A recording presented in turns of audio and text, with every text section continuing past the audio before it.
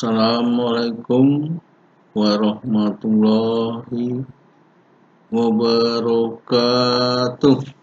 Selamat berjumpa kembali anak-anakku dengan Bapak Joko Purnomo sebagai guru fisika. Kali ini Bapak ingin memberikan materi tentang keseimbangan benda tegar.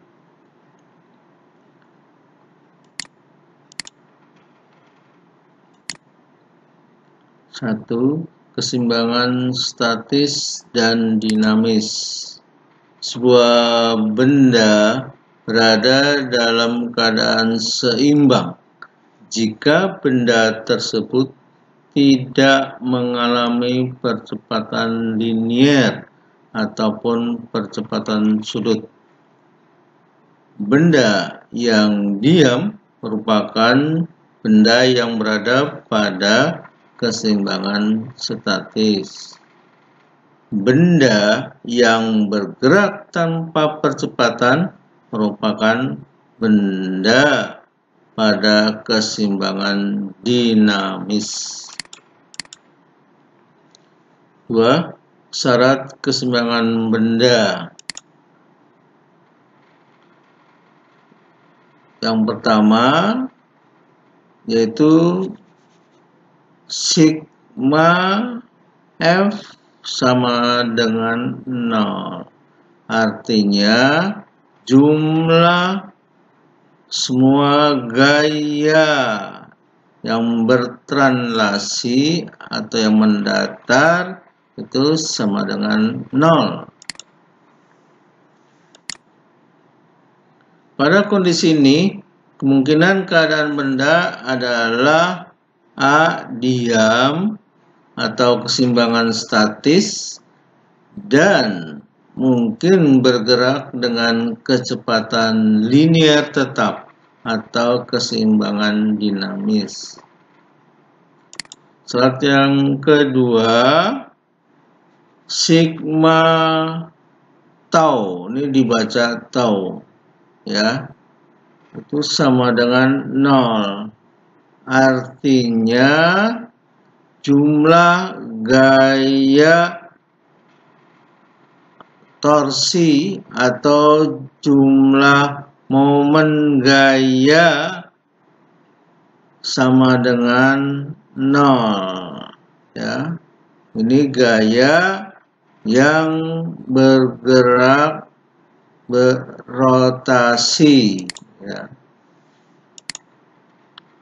Pada kondisi ini kemungkinan keadaan benda adalah A. Diam atau keseimbangan statis dan mungkin berotasi dengan kecepatan sudut tetap atau disebut dengan keseimbangan dinamis.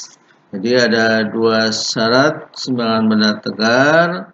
Jumlah gaya pada benda yang bergerak translasi itu jumlah gayanya harus 0. Dan syarat kedua, jumlah gaya yang berotasi harus jumlahnya 0 ya.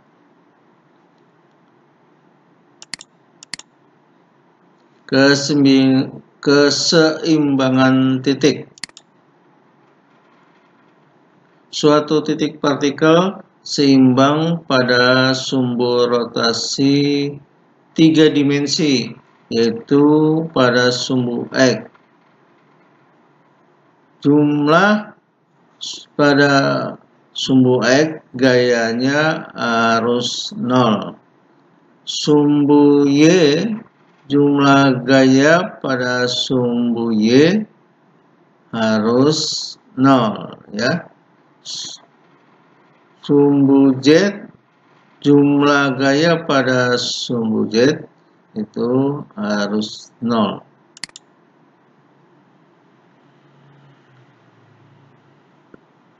Nah, ini titik partikel ya, partikel warna kuning ini seimbang dengan gaya pada T1, T2, dan T3. T1 berada pada sumbu X, T2 pada sumbu Y, dan T3 berada pada sumbu Z. Antara T1 dan T2 ini membentuk sudut C. Antara T2 dengan T3 membentuk sudut A. Antara T1 dan T3 membentuk sudut B. Dalam hal ini titik dalam keadaan seimbang. Berlaku rumus sinus. Jadi T1 atau gaya pada T1 dibagi dengan sinus sudut di depannya, depan T1 yaitu A, berarti sinus A. Jadi T1 dibagi sinus A sama dengan sudut T2 dibagi dengan sudut di depannya yaitu B, jadi sinus B. Jadi T2 dibagi sinus B.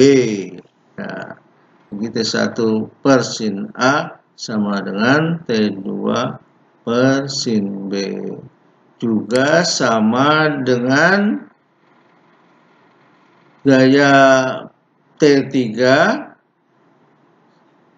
dibagi dengan sinus di depannya yaitu C, ya, jadi sinus C. Nah, jadi ketiga hal ini semua nilainya sama. Dalam perhitungan nanti kita hanya menggunakan dua persamaan saja. Misal T1 dibagi sin A sama dengan T2 bagi sin B. Ya, nanti T3 per sin C-nya tidak usah digunakan. Atau bisa persamaan T2 bagi sin B sama dengan T3 per sin C. Nah, nanti yang T1 dengan sin A tidak usah dipergunakan. Atau bisa melompat dari T1 bagi sin A sama dengan 3 per sin C, ya. Jika sebuah benda digantung menggunakan 3 buah tali seperti pada gambar berikut ini. Nah, ini ada 3 buah tali yaitu T1, T2, dan tali T3. Pada T1 di ujung yang di atas diikat pada sebuah plafon atau garis yang mendatar. Kemudian T2 di ujungnya yang di atas diikat pada plafon, ya. Kemudian pada tali T3 ini diberi atau digantungkan sebuah beban, ya, dengan beratnya W. Antara T1 dan plafon membentuk sudut A. Antara T2 dan plafon membentuk sudut B, ya.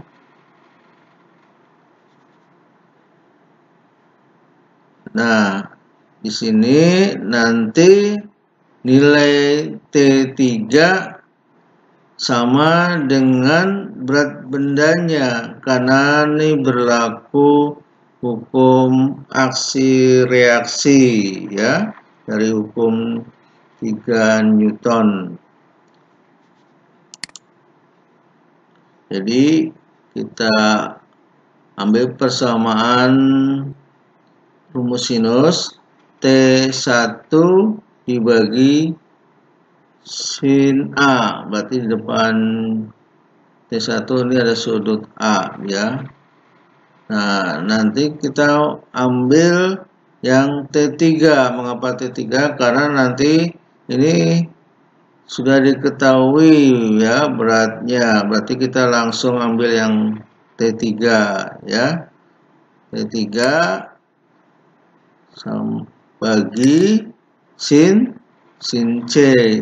Di depan T3 itu sudut C, jadi sin C ya. Nah, karena T3 sama dengan W, maka T3 kita ganti dengan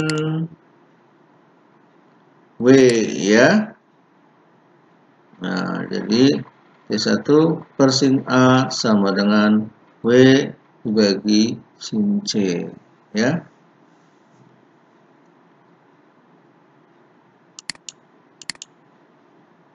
Contoh soal keseimbangan benda tegar. Sebuah benda massa 4 kg digantung dengan tali dalam keadaan seimbang seperti pada gambar. Jika percepatan gravitasi G sama dengan 10 meter per sekon kuadrat, tentukan tegangan tali di T1 dan T2. Mengapa disebut tegangan tali? Karena tali ini menjadi tegang ya, karena diberi beban sehingga pada T1 dan T2 ini talinya tegang. Nah, inilah yang kita cari, berapa besar tegangan talinya.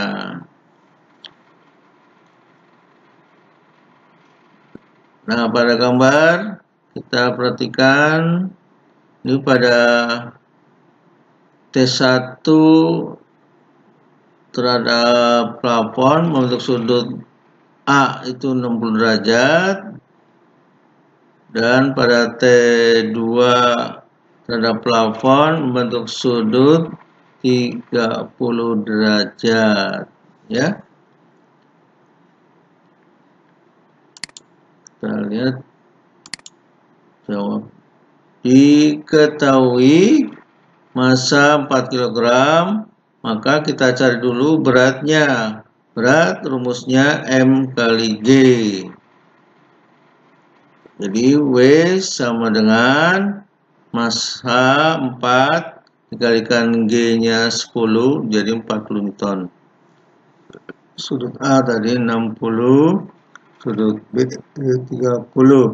Ditanya T1 berapa Newton dan T2 berapa Newton ya.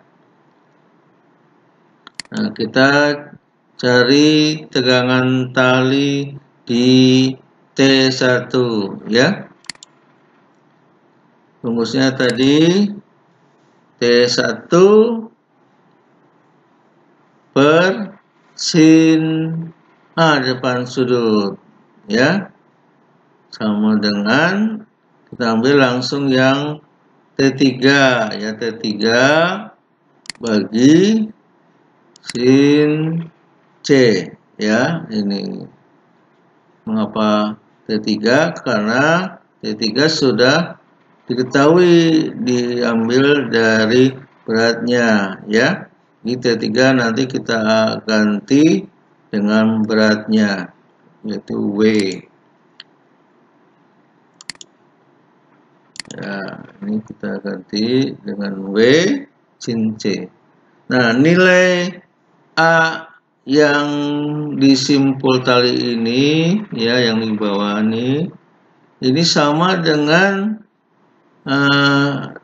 dengan perhitungan sudut yang di atas, A yang di atas dekat dengan plafon. Walaupun ini sudutnya tidak sama, nanti hasil perhitungan hasilnya akan menghasilkan nilai yang sama ya, walaupun sudutnya tidak sama ya. Begitu juga yang B, nanti kita pakai sudut yang di atas, yaitu tali T2 dengan plafon yang 30 derajat. Walaupun ini sudutnya tidak sama, ini nanti dengan perhitungannya nanti hasilnya akan sama ya. Kita masukkan nilainya, T1 dibagi sin A. Sin A nya itu dari 60 ya. A ini 60 derajat. Sama dengan W.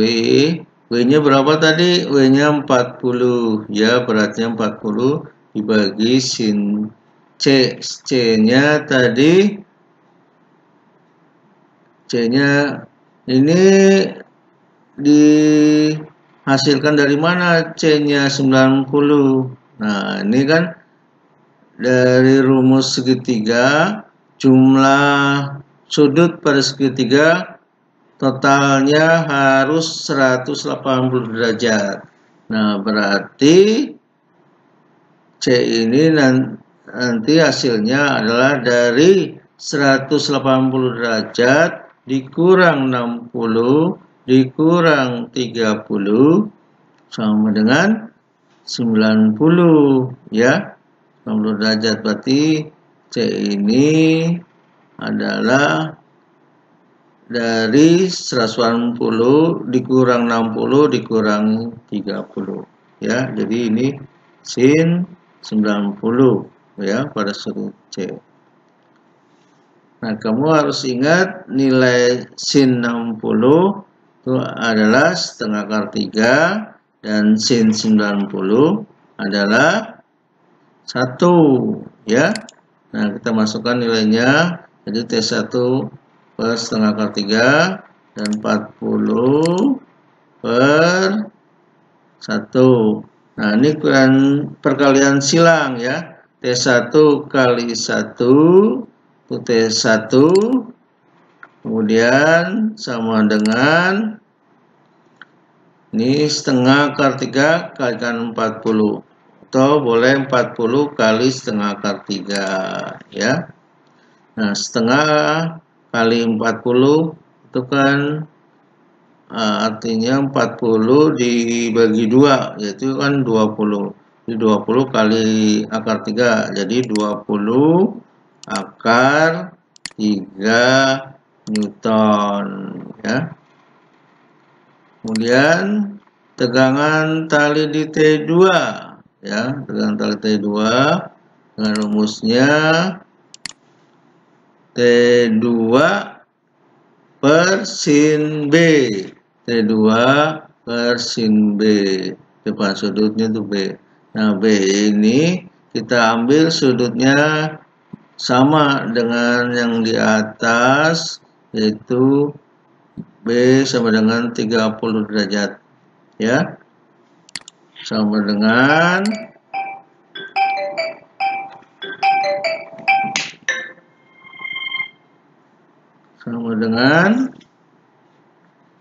W per sin C.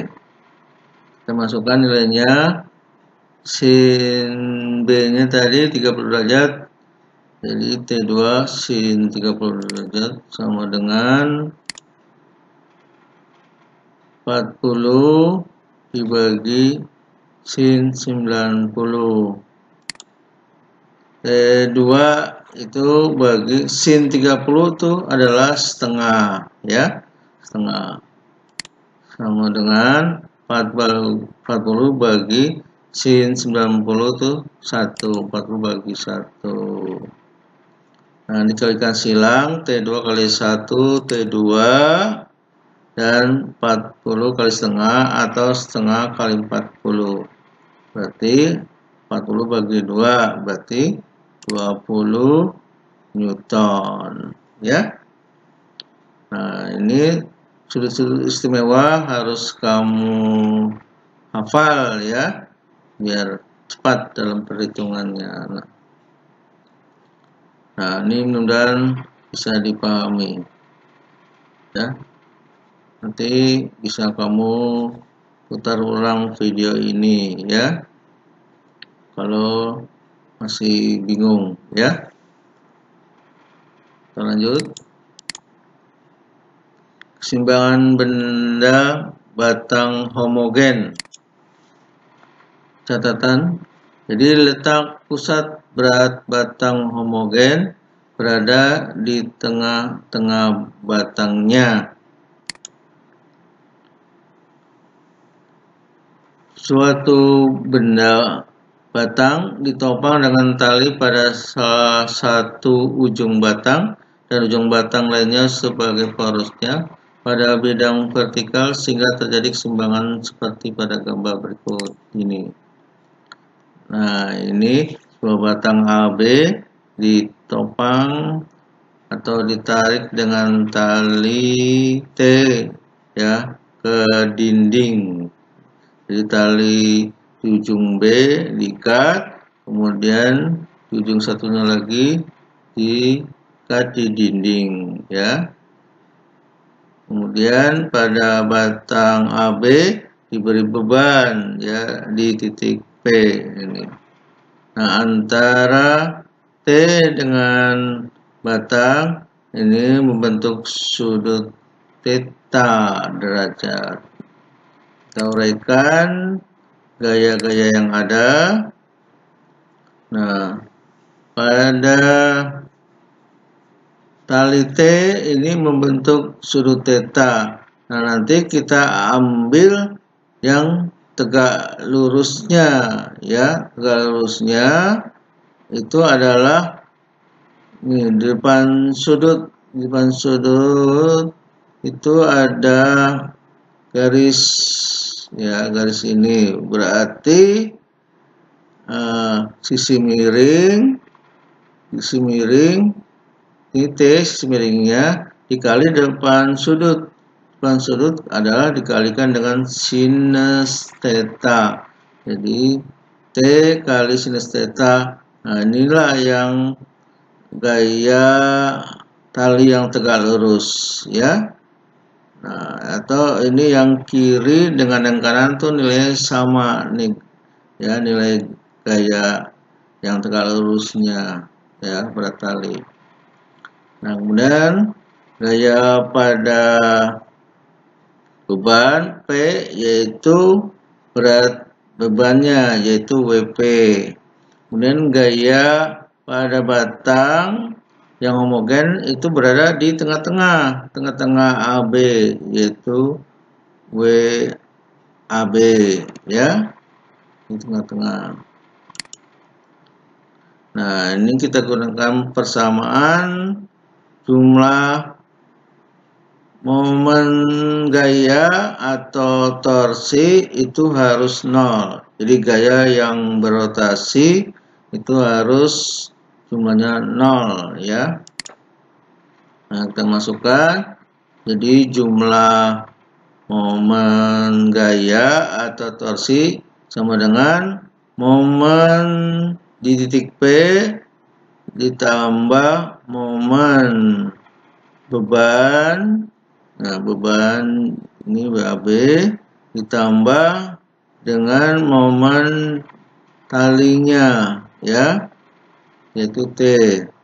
Nah, kita nanti harus memperhitungkan arah putarannya karena berat beban ini arahnya ke bawah dan berputar menuju poros, jadi ke arah kiri ya. Nah, ini searah jarum jam. Jadi kalau searah jarum jam berarti positif. Dan gaya WAB arahnya ke bawah menuju ke poros ke kiri berarti searah jarum jam berarti positif. Nah, nanti pada tegangan tali momen berat tegangan tali, jadi nilainya gayanya ini ke atas lalu berputar ke kiri. Nah, ini berlawanan dengan arah putar jarum jam, berarti nanti nilainya nanti negatif ya, yang di tegangan tali ya. Nah, kita masukkan rumus torsi adalah gaya dikalikan dengan lengan yang tegak lurus ya, dengan gayanya. Jadi kalau gaya di beban yaitu WP, gayanya WP dikali lengannya berarti AP. Jadi dari gaya ke poros yaitu AP ya. Ditambah torsi beban batang ya, batang AB yaitu gaya WAB dikali dengan lengannya dari poros sampai tengah-tengah AB ya, berarti ada separuhnya, jadi dikali dengan lengannya setengah dari AB ya. Kemudian ditambah dengan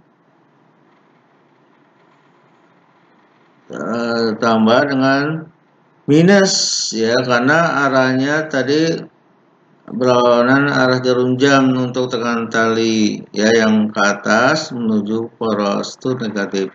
Jadi min T sin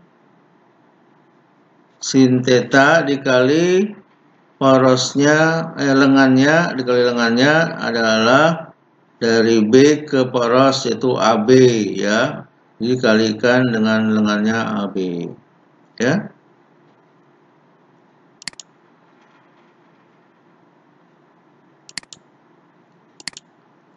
Nah, ini contoh soalnya. Jadi suatu benda batang homogen AB panjangnya 4 meter, memiliki massa batang yaitu 8 kilo.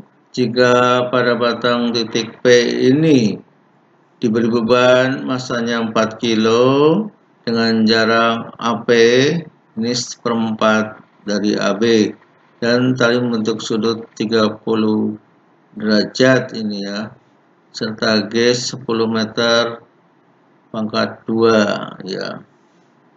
Tentukan besar tegangan talinya. Jawab. Nah, jadi massa AB 8, kita cari dulu beratnya batang WAB. Jadi MA dikalikan G-nya ya. Jadi berat batang AB dikalikan G-nya itu 8 dikali 10, 80. Massa P itu 4, jadi cari beratnya. Berat WP adalah massa P dikalikan G-nya, sama dengan 4 dikali 10, 40 Newton ya. Sudut tetanya ini 30 derajat ya. G-nya 10, B 4 ya, 4 panjang batang AP 4. Kemudian jarak AP itu seperempat dari AB ya, dari soalnya nih, berarti seperempat dikalikan 4, jadi 4 bagi 4 habis jadi 1 meter ya. Ditanya tegangan tali. Rumus sigma tau sama dengan 0 ya. Nah, berarti kita masukkan rumusnya tadi. Jadi WAP jadi berat dikalikan lengannya AP ditambah berat batang, gaya pada batang dikalikan lengannya setengah AB ditambah minus ya, karena berlawanan dengan arah jarum jam. Ini min T gayanya sin theta ya, dikalikan lengannya itu AB. Kita masukkan nilainya, jadi 40 WP-nya kalikan lengannya itu AP 1 ditambah gaya AB 80 dikali lengannya di tengah-tengah, yaitu setengah dari AB, jadi setengah kali 4 ditambah minus T kalikan sinus berapa, 30 derajat ya, kalikan lengannya yaitu AB, kemudian 0 sama dengan 40 dikali 1 40, 80 dikali setengah kali 4, di setengah kali 4 ini kan 2 kali 80 160. Nah ini plus min T sin 30 kan setengah, di T setengah kali AB, AB nya itu 4 ya. Nah kita jumlahkan 40 tambah 60 200. Nah setengah kali 4 itu 2 ya, min T 2, atau boleh tulisnya min 2T ya boleh. Nah kalau min kita pindahkan ke ruas kiri jadi plus ya, jadi T2 atau 2T sama dengan 200.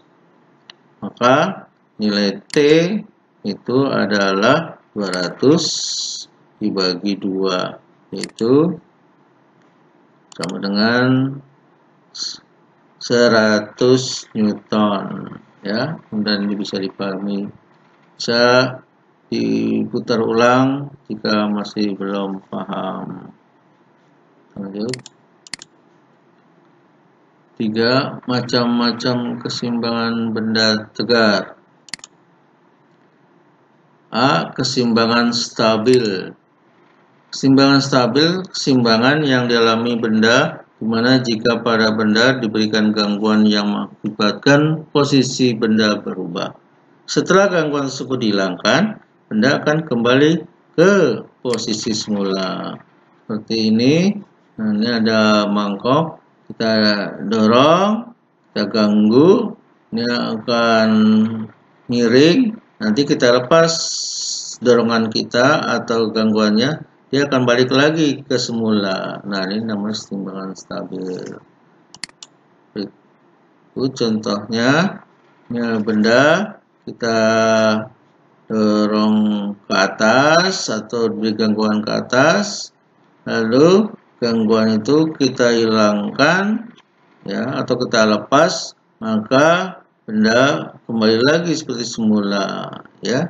Nah ini disebut keseimbangan stabil. B.